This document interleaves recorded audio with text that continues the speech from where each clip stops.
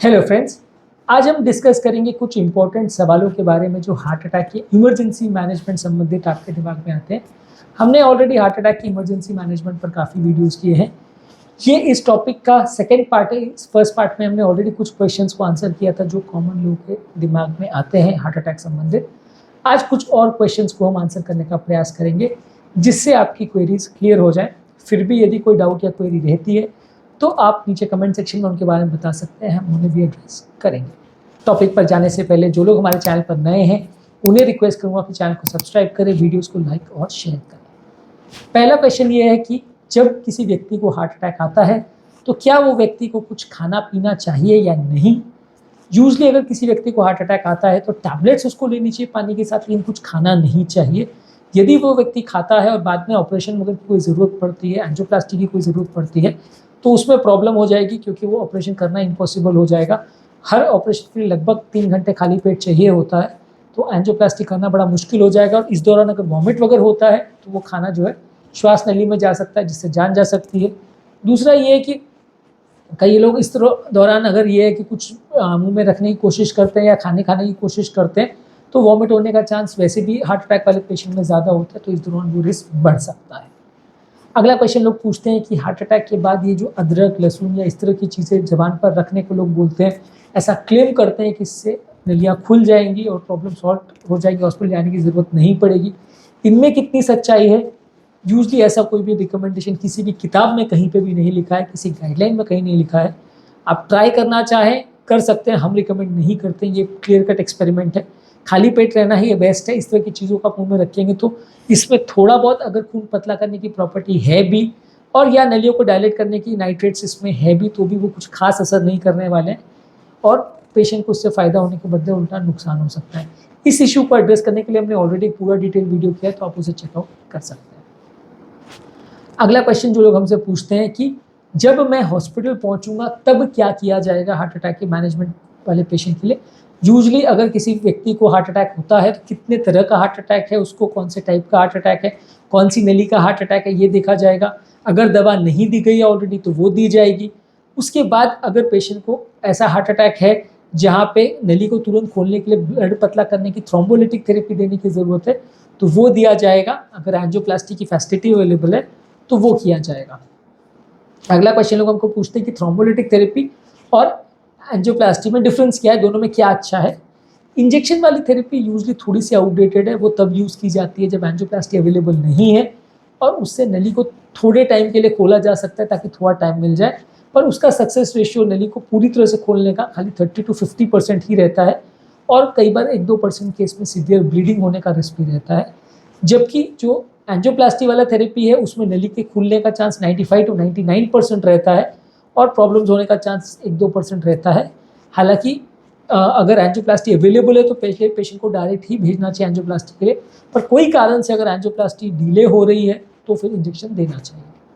लोग हमसे पूछते हैं कि कितना डिले अगर एंजियोप्लास्टी में हो रहा है तो ये इंजेक्शन थेरेपी देना चाहिए। गाइडलाइंस कहती है अगर डिले 90 मिनट से ज़्यादा अगर हो रहा है, मान लीजिए पेशेंट हॉस्पिटल आ गया, इंजेक्शन अभी दे सकते हैं, लेकिन कार्डियोलॉजिस्ट के आने में या कैथलैब चालू होने में और नली के खुलने में 90 मिनट से ज़्यादा का डिले एक्सपेक्टेड है तो फिर इंजेक्शन उस टाइम पे दे देना चाहिए और उसके बाद पेशेंट को अगर ज़रूरत पड़े तो एंजियोप्लास्टी के लिए लेना चाहिए।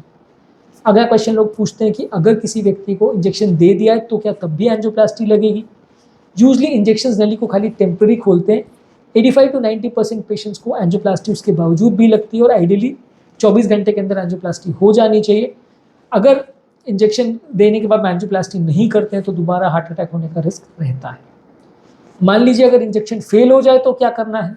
यदि इंजेक्शन फेल हो जाए तो 1-1.5 घंटे के अंदर पेशेंट को ऐसे सेंटर में शिफ्ट करके एंजियोप्लास्टी हो जानी चाहिए जहाँ पे एंजियोप्लास्टी की फैसिलिटी अवेलेबल है। मान लीजिए अगर इंजेक्शन सक्सेसफुल हो गया है तो भी एंजियोप्लास्टी वाले सेंटर में शिफ्ट होकर 24 घंटे के अंदर पेशेंट का एंजियोप्लास्टी हो जाना चाहिए, ऐसा गाइडलाइंस रिकमेंड करती है। अगला क्वेश्चन लोग हमसे पूछते हैं कि हार्ट अटैक होने की कितने देर बाद तक या कितने दिन तक हॉस्पिटल में रहना पड़ेगा।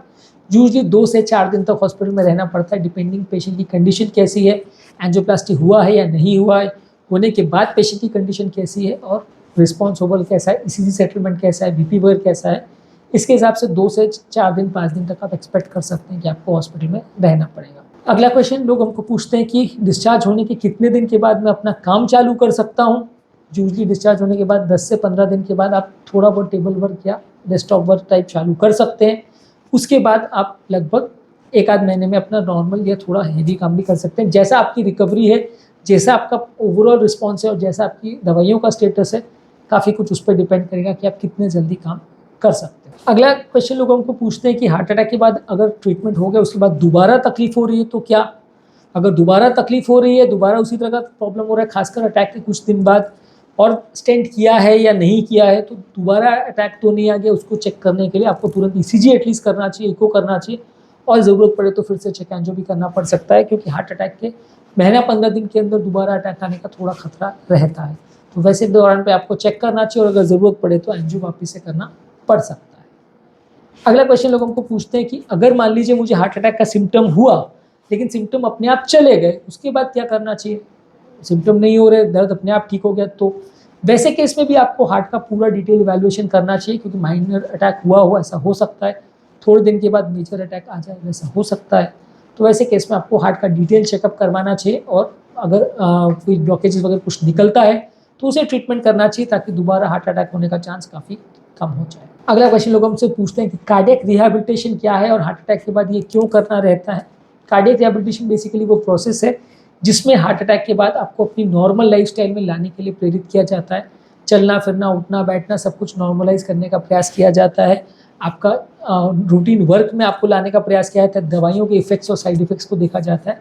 ये सारे प्रोसेस को कार्डियक रिहैबिलिटेशन बोलते हैं, और स्टडीज़ ने ऐसा शो किया है कि जिनका रिहैबिलिटेशन होता है उनको लॉन्ग टर्म प्रॉब्लम्स होने का चांस कंपैरेटिवली कम है उन लोगों के कंपैरिजन में जिन पे इसका ध्यान नहीं दिया जाता है।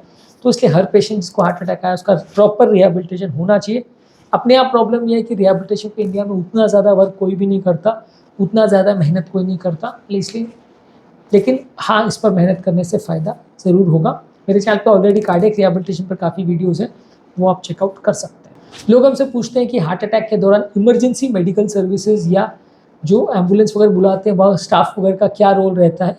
यूजली ये सारा स्टाफ जो है पेशेंट को शॉक करके हार्ट रिवाइव करने के लिए ट्रेन रहता है, कार्डियक मसाज के लिए ट्रेन रहता है, हार्ट की इमरजेंसी मेडिसिन इनके पास रहती है, इमरजेंसी मेडिसिन देने के लिए या इंजेक्शन के लिए कैनुला वगैरह लगाने के लिए ट्रेन रहता है।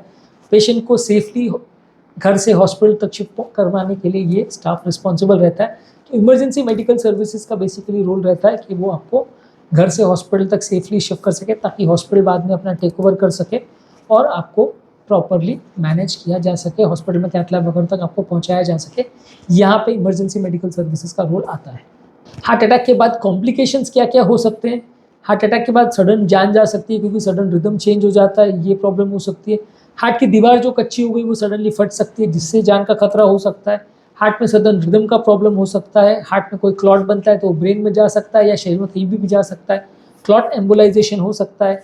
हार्ट फेलियर में जा सकता है, लंग्स में पानी भर सकता है, बीपी लो हो सकता है, किडनी डैमेज हो सकता है, अलग अलग सिस्टम्स का डैमेज हो सकता है। तो हार्ट अटैक एक पोटेंशियली ख़राब बीमारी है जिसमें 25-30% पेशेंट की जान जा सकती है, ट्रीटमेंट ना हो तो। इवन बेस्ट पॉसिबल ट्रीटमेंट के बाद भी 5 से 10% लोगों की मृत्यु का चांस हो सकता है, बशर्ते ट्रीटमेंट सही तरह से और सही टाइम पे हो। अगला क्वेश्चन लोग हमसे पूछते हैं कि हार्ट अटैक में ट्रीटमेंट से फ़ायदा कितना होता है? जैसे कि मैंने कहा, हार्ट अटैक में बिना ट्रीटमेंट मृत्यु का चांस 25-30% है। ट्रीटमेंट के बाद सक्सेस रेशियो 5 से 10% है। कितना जल्दी और कितना अग्रेसिव, कितना एक्टिव और कितना अच्छा ट्रीटमेंट हो, उस पर सर्वाइवल के चांसेस डिपेंड करते हैं। अगला क्वेश्चन लोग हमको पूछते हैं कि ट्रीटमेंट के बाद मृत्यु होने का क्या चांस रहता है और कितने कारणों से ये मृत्यु हो सकती है? ट्रीटमेंट के बाद सक्सेसफुल अगर ट्रीटमेंट पहले 3 घंटे में हो जाए तो मृत्यु का चांस 5% से भी कम रहता है। 3 से 6 या 10 घंटे में अगर ट्रीटमेंट होता है तो 5 से 10% मृत्यु का चांस रहता है। जितना हार्ट में ऑलरेडी डैमेज हो गया उस बात पर डिपेंड करता है। पेशेंट अगर मान लीजिए हार्ट अटैक के बाद आता है और आपने ट्रीटमेंट दिया, ट्रीटमेंट सक्सेसफुल नहीं हुआ तो मृत्यु का चांस बढ़ जाएगा।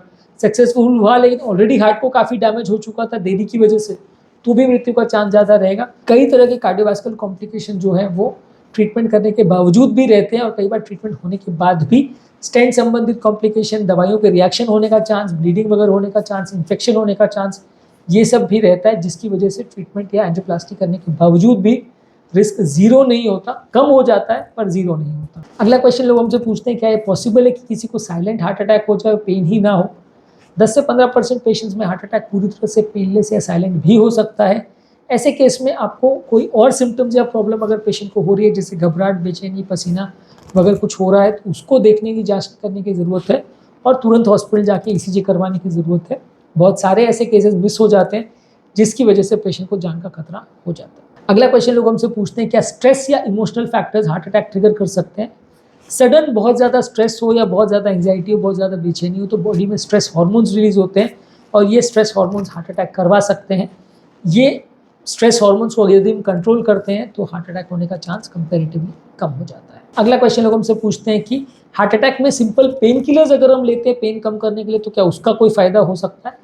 रूटीन पेन किलर्स, खासकर ओपियोइड ग्रुप के ट्रामाडोल वगैरह जो मेडिसिन है, वो देने से डेफिनेटली आपको फायदा होगा, कुछ पेन कम हो जाएगा, थोड़ा सा स्ट्रेस हार्मोन्स बॉडी में बनना कम हो जाएगा, ये इसका फायदा होगा। लेकिन कुछ पेन किलर्स, खासकर जो NSAID ग्रुप की दवाएं हैं, जैसे आइबुप्रोफेन है, नेप्रोक्सिन है, इटोरिकॉक्सिब वगैरह है, सेलिकॉक्सिब है, ये सारी मेडिसिन उतनी सेफ नहीं है और ये हार्ट के पेशेंट्स में कई बार नुकसान भी कर सकते हैं, तो ये मेडिसिन को थोड़ा देख सोच के ही देना चाहिए। पर रूटीन पेन किलर्स, खासकर जो ट्रामाडोल है या जो अल्ट्रासेट का कॉम्बिनेशन आता है, यानी पैरासीटामोल और ट्रामाडोल का कॉम्बिनेशन आता है, इस तरह की मेडिसिन दे सकते हैं। ये पेन को कम करने में मदद करती है, लेकिन हार्ट अटैक में नली को खोलने में इनका कोई रोल नहीं है। अगला क्वेश्चन लोगों का आता है कि हार्ट अटैक में लॉन्ग टर्म इफेक्ट्स क्या होते हैं हार्ट अटैक के? यूजली जब हार्ट अटैक आता है तो थोड़ा हार्ट का टिश्यू परमानेंटली डेड या डैमेज हो जाता है, जो कि पूरी तरह रिकवर नहीं कर सकते। बाद में दवा गोली से और सब चीज़ों से आप इम्प्रूव करने का प्रयास कर सकते हैं, लेकिन पूरी तरह नॉर्मल नहीं कर सकते। तो इसलिए हार्ट अटैक में कई बार डैमेज होता है, खासकर अगर कोई वैल का डैमेज हो गया, कोई छेद हो गया या कोई इंपॉर्टेंट डैमेज अगर हो गया, तो वो पूरी तरह रिकवरेबल नहीं है। तो इसलिए हार्ट अटैक के परमानेंट इफेक्ट्स अलग अलग सिस्टम पे होते हैं। कई बार कंडक्शन सिस्टम डैमेज हो जाता है, कई बार वैल डैमेज हो जाता है, कई बार कोई हार्ट का टिश्यू डैमेज हो जाता है, तो वो पूरा रिकवर नहीं हो पाता। अगला क्वेश्चन जो लोग हमसे पूछते हैं कि क्या हार्ट अटैक को पूरी तरह से अवॉइड किया जा सकता है या प्रिवेंट किया जा सकता है? Even with best possible medicine और एंजियोप्लास्टी या सब कुछ करने के बावजूद भी हार्ट अटैक का रिस्क जीरो तो नहीं कर सकते, पर जितना आप रिस्क फैक्टर्स को कंट्रोल करते हो, जितना अग्रेसिव थेरेपी करते हो, जितना ध्यान रखते हो, उतना रिस्क को कम ज़रूर किया जा सकता है। पूरी तरह ख़त्म करना मुश्किल है, ऑब्वियसली जितना कम हो जाए उतना अच्छा है इस बीमारी में। लास्ट लोग आपसे जो पूछते हैं वो क्वेश्चन हम एड्रेस करेंगे कि इस बीमारी में पेशेंट और रिलेटिव्स का एजुकेशन का क्या इंपॉर्टेंस है। इस बीमारी में होता क्या है कि जब कभी हार्ट अटैक आता है तो लोग घबरा जाते हैं, पैनिक कर जाते हैं, मैनेज नहीं करते बनता है, रोने धोने लग जाते हैं और उसमें इंपॉर्टेंट या क्रूशियल टाइम वेस्ट हो जाता है। तो यदि आपको बीमारी के बारे में प्रॉपर एजुकेशन होगा कि क्या चीज़ करना है, कैसे करना है, किसके पास लेके जाना है।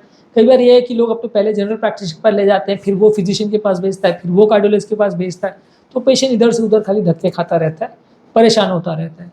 तो यदि आपके पास प्रॉपर एजुकेशन होगा, प्रॉपर आपको ज्ञान होगा कि क्या कैसे मैनेज करना है, तो आप उसको बेटर वे में मैनेज कर सकोगे, अपने पेशेंट की जान ज़्यादा सुचारू रूप से अच्छी तरह से बचा पाओगे और उसको ज़्यादा फायदा पहुंचा पाओगे।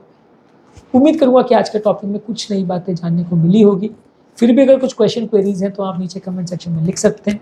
जो लोग हमारे चैनल पर नए हैं उन्हें रिक्वेस्ट करूंगा कि चैनल को सब्सक्राइब करें, वीडियोज़ को लाइक और शेयर करें।